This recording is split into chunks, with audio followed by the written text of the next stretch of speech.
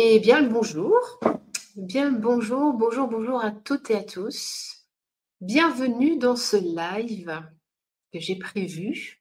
Voilà, c'était une impulsion voilà, de vous parler du désir aujourd'hui. Qu'est-ce que c'est que ce truc-là? Qu'est-ce que c'est que le désir? Voilà. La semaine dernière, à la même heure, je vous ai partagé le mot amour. Qu'est-ce que ça vient évoquer dans mon univers et dans ce que je rencontre chez mes accompagnés, parce que j'aide et j'accompagne tous les jours des hommes et des femmes qui souhaitent se rencontrer dans leur profondeur, qui souhaitent incarner leur âme, leur conscience amoureuse dans la matière, dans leurs cellules, dire oui finalement à qui ils sont au plus profond d'eux-mêmes. Et c'est là où arrive le désir. Alors, qu'est-ce que c'est que cette histoire-là? N'hésitez pas à me faire des petits commentaires, des petits pouces, des petits likes, des petits cœurs. Voilà, me faire un petit commentaire pour me dire si vous m'entendez bien, si c'est OK au niveau du son. Je pense que c'est oui. Enfin bon, on ne sait jamais.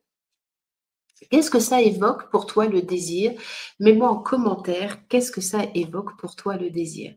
Alors, pour ce live, la semaine dernière, je vous avais apporté un petit outil que j'ai toujours là, hein, le fameux Squishy, Squishmallow. Voilà pour finalement désigner ce que c'est que être en amour, d'accord? Voilà, ce côté moelleux, ce côté de l'espace qui accueille la forme, quelle que soit la forme. Ça, c'est ce qu'on a vu la semaine dernière. Vous pourrez le retrouver en replay, bien évidemment, et me partager vos points de vue, vos ressentis par rapport à tout cela. Alors, je vous ai rapporté, coucou, pour ceux qui se connectent, je vous ai rapporté aujourd'hui un outil particulier qui est une trousse. Et ouais, pour vous parler du désir ici, eh bien, je vous ai amené une trousse. Voilà, qu'est-ce que ça te fait? Pour parler du désir, je te ramène une trousse qui brille. Voilà, c'est quoi finalement? Qu'est-ce qui se passe quand je vois cette trousse-là? Qu'est-ce qui se passe pour toi quand tu vois cette trousse dorée? Et puis, il y a une fermeture éclair. Voilà, ça fait quoi en toi? Je vais te laisser poser avec ça. Et puis, tu me réponds. Voilà, tu me réponds pour me dire ce que ça fait pour toi. Avant de commencer avec mon espace de la trousse mystérieuse, toute dorée, moi, ce que je rencontre énormément dans les accompagnements, c'est des grandes confusions dans les espaces de désir. C'est-à-dire que très souvent, on confond le désir et la libido. Enfin, la libido, on l'associe énormément à l'énergie sexuelle, enfin au sexe, d'accord? Et finalement, le désir, qu'est-ce que c'est? Est-ce que c'est ça le désir? Voilà, souvent les femmes viennent à moi en me disant, voilà, j'ai une chute de libido. Est-ce que pour autant, j'ai une chute de désir? Est-ce que le désir et la libido, c'est la même chose? Alors, qu'est-ce qui se passe? Quand elles me posent cette question-là, quand elles viennent avec cette interrogation, pourquoi est-ce que j'ai une chute de libido? Quand ces femmes arrivent avec cette grande question, l'idée, c'est pas de les culpabiliser hein, de cette chute de libido, mais ça va être de les connecter à quelque chose qu'elles connaissent forcément, quelque chose qui les anime. Parce que le désir, c'est quoi? C'est être animé, ça veut dire, le désir, c'est faire un avec le mystère. Mais ça veut dire être animé, c'est-à-dire que ce oui à la vie dans ce premier chakra que l'on a en bas, eh bien quand ce oui est activé, quand ce 1 est activé, automatiquement le 1 a envie de se découvrir. Et dans ce découvrir, eh bien il y a ce fameux 2. Hein, ce désir est issu de 2 et le désir vient vraiment de ce deuxième chakra, de cet espace créateur.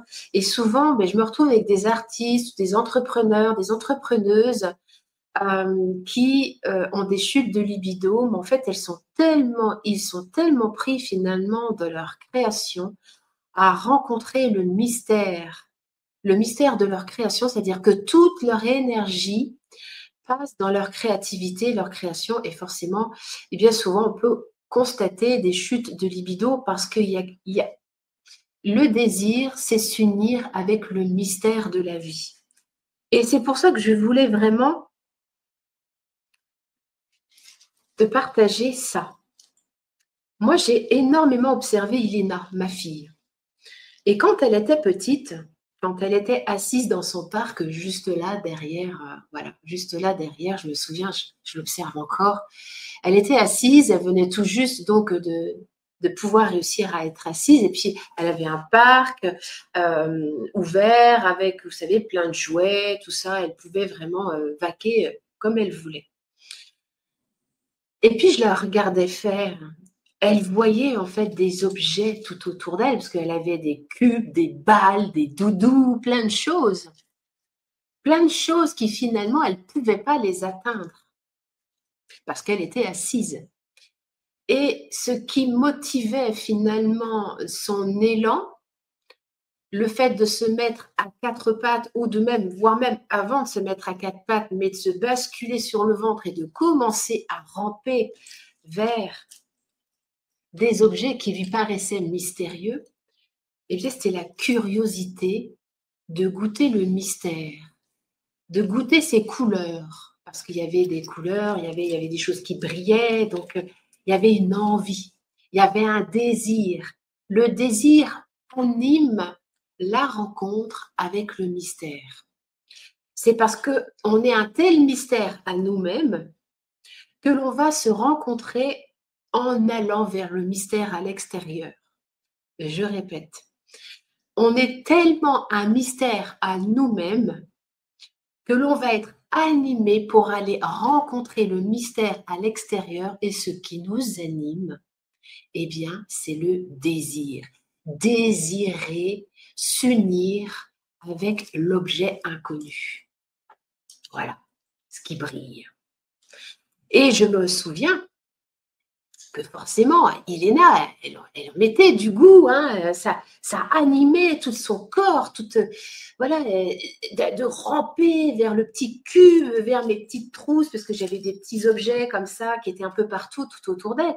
Elle mettait énormément d'énergie pour se diriger vers eux, et automatiquement, quand elle les prenait en main, automatiquement, elle ramenait tout à la cagouille dans la bouche, voilà, elle le touchait, il y avait des textures, il y avait une odeur, il y avait un goût. En fait, elle était en train de découvrir. Elle se découvrait à travers ces objets qui lui étaient complètement mystérieux. Et je crois qu'on oublie en fait cet élan-là, cet élan de joie qui fait qu'on se mobilise pour aller vers le mystère de la vie grâce au désir. Et c'est très important pour moi de dissocier ce fameux désir du sexe. Alors forcément, pour avoir un rapport sexuel, il y a un désir de rencontrer l'autre, d'être dans cette rencontre. L'autre va nous permettre de nous révéler. Il y a une révélation. Ça sert vraiment à ça, hein. De rencontrer bien des espaces inconnus en nous. L'autre va nous servir de point d'appui, de réflecteur. Ça va nous permettre de nous réfléchir. Et ce désir, en fait, quand on se met en couple, ce que je voudrais juste vous expliquer, qui a été pour moi une révélation. Franchement, ça, c'était une grande révélation, parce qu'au bout de 2 divorces, voilà, quand j'ai compris ça, ça a quand même changé pas mal de choses en moi. Quand on se met en couple, les amis, on ne se met pas en couple avec la lumière forcément de ce que l'on connaît de l'autre, de ce que l'on voit. Ben non. On est attiré par ces ombres, mais pas ces ombres, le truc négatif. Non, non. On est attiré par son mystère qui nous est caché, parce que finalement, ce mystère qu'est l'autre va nous permettre de nous révéler. Et on tombe amoureux de ça. C'est l'attraction vient qu'on est attiré, il y a quelque chose de nous, de notre élan, il y a quelque chose de ce désir hein, qui pénètre. En fait, on est attiré forcément dans un espace qui est vide et on va s'emboîter, hein, on s'emboîte l'un dans l'autre parce que finalement, en rencontrant l'autre, c'est nous-mêmes que nous révélons. Et ben, moi, ça m'a fait vachement bien dans ma relation de couple. Voilà. Alors, j'ai des petits commentaires, je mets mes petites lunettes. Dans la trousse, Nanou, tu me dis. Dans la trousse, on ne sait pas ce qu'il y a, mais ça brille. Et quand on va ouvrir la trousse, on va découvrir enfin ce qui nous anime, bien dit. C'est exactement ça. Quand tu as cette trousse toute brillante là, si tu n'es pas animé par un peu de curiosité, voilà, voilà, j'ouvre. C'est ça l'excitation, c'est j'ouvre. C'est pour ça qu'il y a des gens dans leur sexualité qui ont toujours besoin finalement de, comment dire, vous savez, il y a des gens qui sont extrêmement fidèles et qui restent tout le temps avec la même personne. J'ai aucun point de vue hein, sur le fait d'être fidèle ou pas. Hein. J'ai aucun point de vue là-dessus. Et puis, il y a des gens qui ont besoin finalement de renouveler sans cesse les relations sexuelles parce que c'est renouveler le partenaire ou la partenaire sexuelle, c'est comme se retrouver face à cette trousse-là. Et qu'est-ce qu'il y a dedans? Qu'est-ce qu'il y a dedans? Ouh là là là là, ça brille. Et finalement, c'est ça. C'est que ces personnes-là ont besoin eh bien, de se renouveler grâce au mystère que l'autre va leur révéler, mais en changeant régulièrement de partenaire. D'autres, au contraire, vont approfondir avec la même personne. Alors, j'ai pas de point de vue, hein, que ce soit bien ou mal l'un mais l'autre. L'idée, c'est pas ça. C'est vraiment de comprendre. Et à partir du moment où on a de la compréhension, eh bien, forcément, il y a quelque chose qui peut se détendre et qui arrête de juger. Voilà, je sais pas ce que ça te fait, ce que je te raconte par rapport à tout cela. Bonjour les trésors de Noélia. Bienvenue à toi. Qu'est-ce que tu nous dis? On est des puzzles. Ben ouais, bah ouais, on est des puzzles et on a besoin finalement de l'extérieur pour se révéler. Alors, j'ai mis le holà avec la sexualité avec le père de mon fils. J'avais l'impression qu'il consommait un objet. Je réapprends à me découvrir seule maintenant. Ben, je comprends. Beaucoup de femmes sont dans cet espace-là en ce moment, c'est-à-dire qu'elles ne veulent plus, comment dire, j'accompagne énormément de femmes qui ne veulent plus d'une sexualité, comme elle dit, comme avant, où finalement, euh, l'homme a cette capacité à être excité et à désirer beaucoup plus facilement, enfin, au niveau de la libido, il y a quelque chose qui est beaucoup plus actif, beaucoup plus productif, il y a un rythme qui est complètement différent. Nous, les femmes, enfin, les femmes que j'ai déjà accompagnées, pour certaines, elles sont dans un endroit où elles se disent, mais en fait, j'ai jamais le temps de désirer parce que l'autre est toujours en avance par rapport à moi et je ne sais pas moi ce que je désire puisque je réponds toujours au désir de l'autre. Donc finalement, je ne sais pas ce que je désire. Je reste encore un mystère à moi-même. Et c'est ça que certains hommes ont du mal à comprendre, c'est qu'il y a un tel décalage souvent de rythme au niveau de notre désir. On ovule une fois dans le mois, et c'est vrai qu'au niveau de la biochimie, au niveau des hormones, on va être très activé avant nos règles et puis juste après l'ovulation. Et c'est vrai que ça aide, hein, cette biochimie aide finalement à manifester ce désir-là. Mais finalement, ce désir d'aller à sa rencontre, d'avoir un désir qui s'allierait finalement au cœur et de laisser ce temps, ce désir, le deux là, s'unir aux deux et finalement que ça puisse rencontrer cet espace du cœur amoureux, eh bien, on n'a pas le même rythme que les hommes. Et c'est pour ça que beaucoup de femmes me disent, mais je ne veux plus d'une sexualité comme avant. Je veux prendre le temps, moi aussi, de savoir ce que je désire. Voilà.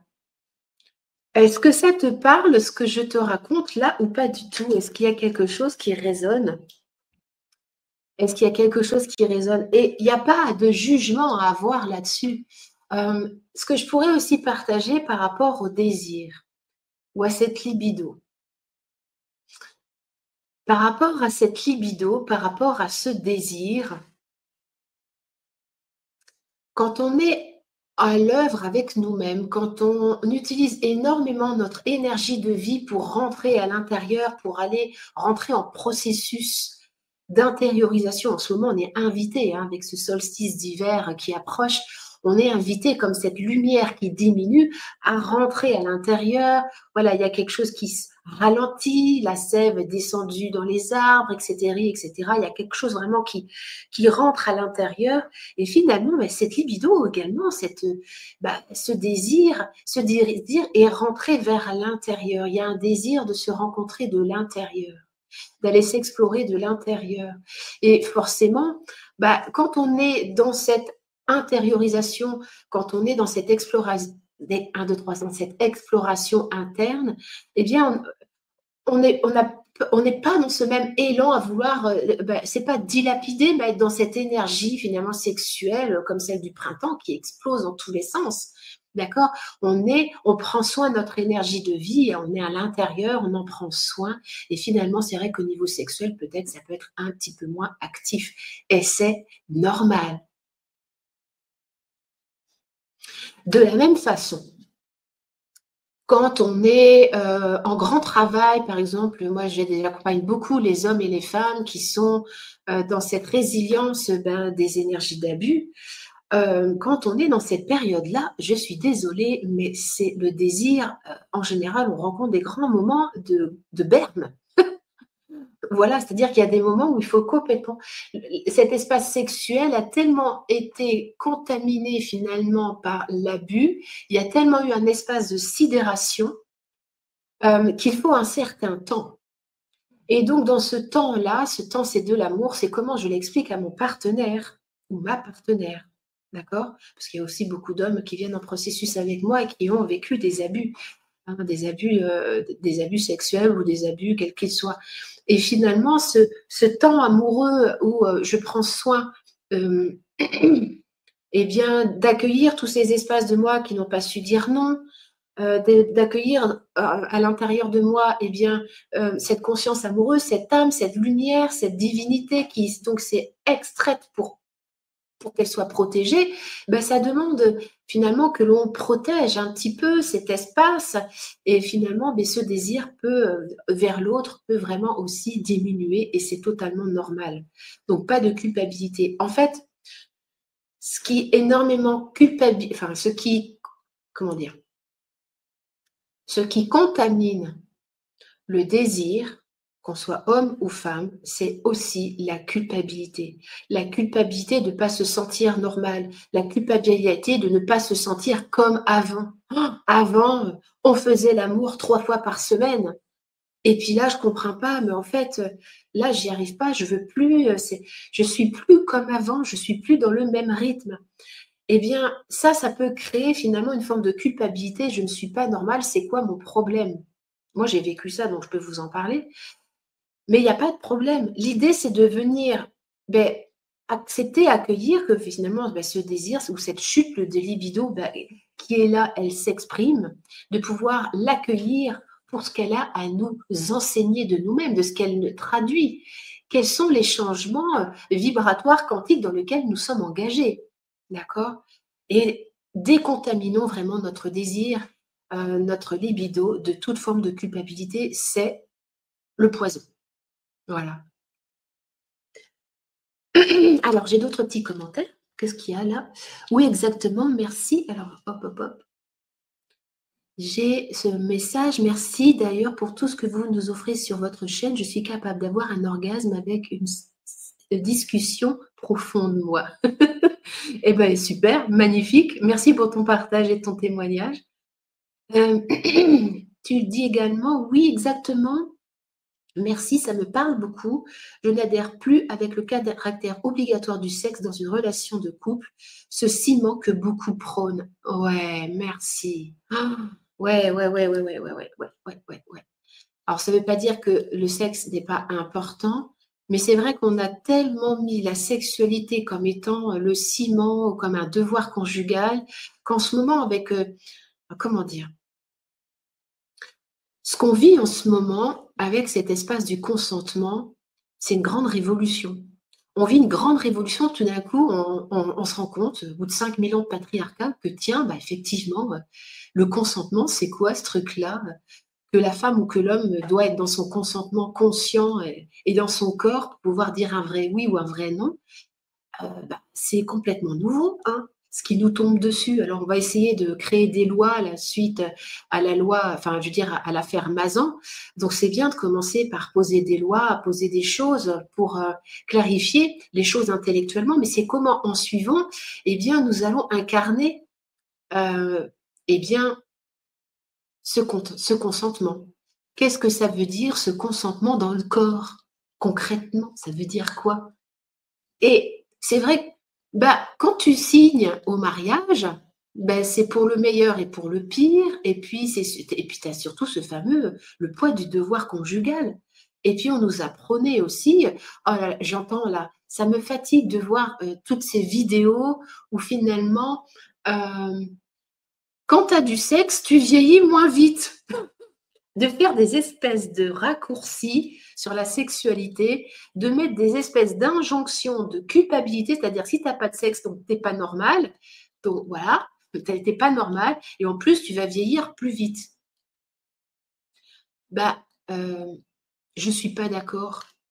Je suis pas d'accord. Tout dépend de la conscience dans laquelle on met, dans la conscience dans laquelle on est quand on a un rapport sexuel.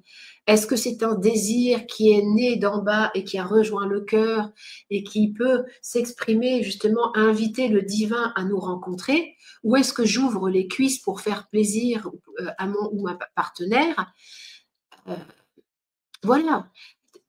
C'est pour moi, tout est une question d'espace intérieur. Quand on a toutes ces injonctions, le sexe est le ciment du couple, moi j'ai connu des couples dont le sexe n'était absolument pas le ciment. C'était bien autre chose. Alors bien évidemment, c'est l'endroit où on se d'intimité, c'est l'endroit où on baisse le plus de barrières, c'est l'endroit où on se livre le plus, où on est dans le plus dans l'intimité. Et encore, il y a des gens qui sont dans la sexualité et qui ne sont jamais dans cette intimité sexuelle. Parce qu'il y a pas de il y a pas de conscience. Il y a pas de conscience, il y a juste un acte. Je me soulage, voilà. Et c'est OK, ça fait partie du jeu, il y a pas de jugement à avoir là-dessus. Mais voilà, ce fameux désir, bah, qu'on soit homme ou femme, il a vraiment besoin finalement d'être, accepté tel qu'il est. Et pour les hommes, eh bien, d'accepter, parce que j'accompagne des hommes, qui vivent aussi, eh bien, qui subissent, hein, j'aime bien subissent les chutes de libido, de désir de leur partenaire. Moi, j'ai envie de leur dire à ces hommes-là, messieurs, prenez votre mal en patience. C'est le cas de le dire. Prends ton mal à l'intérieur, ton animalité, ton instinct reptilien, hein, prends ton mal en patience, prends soin de lui. Prends soin de lui, mais ne te sens pas rejeter en fait ta partenaire ou ton partenaire s'il n'a pas envie, c'est pas qu'il ne t'aime pas.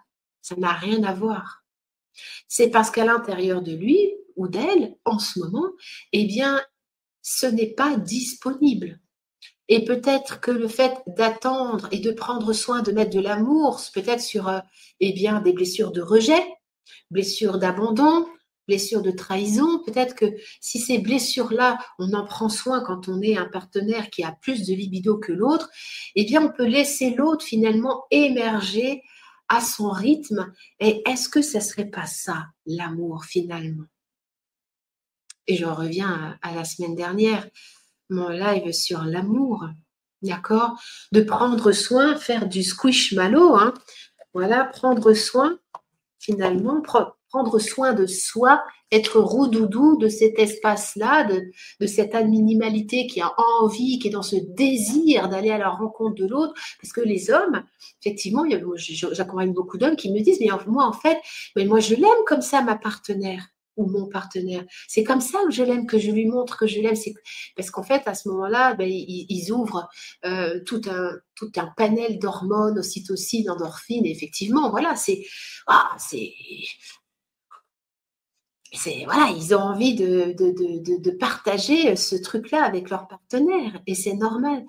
Mais c'est important finalement de prendre soin de la disponibilité ou pas de l'autre et de pouvoir être dans l'écoute sans être dans la culpabilité.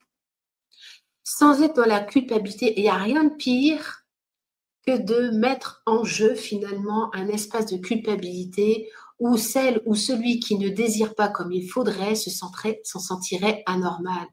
Je crois qu'en général, quand il y a cette baisse de désir sexuel qui ne s'exprime pas d'une façon sexuelle comme d'habitude, c'est que souvent, eh bien, il y a besoin de prendre soin. Prendre soin, mais à un autre espace, dans d'autres espaces, l'espace du cœur, l'espace de la spiritualité. Voilà, il y a beaucoup d'autres espaces dont il faut prendre soin. Hein. On n'est pas que des êtres sexués, on est bien plus que cela. Alors, tu me dis, Nanou, tu me dis, moi je pleure beaucoup comme je peux avoir un orgasme quand je suis à la rencontre de moi-même. Peut-être que l'attente en couple est la preuve que l'autre, s'il sait attendre, aime sincèrement. Ben peut-être, peut-être. En tout cas, moi c'est ce que je propose finalement à ces couples qui sont dans ces différences de fréquences. C'est de chacun venir regarder, de faire un travail indépendamment l'un de l'autre, de venir rencontrer cette absence de désir, non pas comme une tare, mais plutôt comme un besoin du moment. Et puis, pour celui qui en a plus, en fait, que l'autre, de venir prendre soin de cet espace qui est frustré. Donc, en fait, quand on est dans ces différences de fréquences, de désir, il y a toujours des solutions. C'est une invitation toujours à venir prendre soin.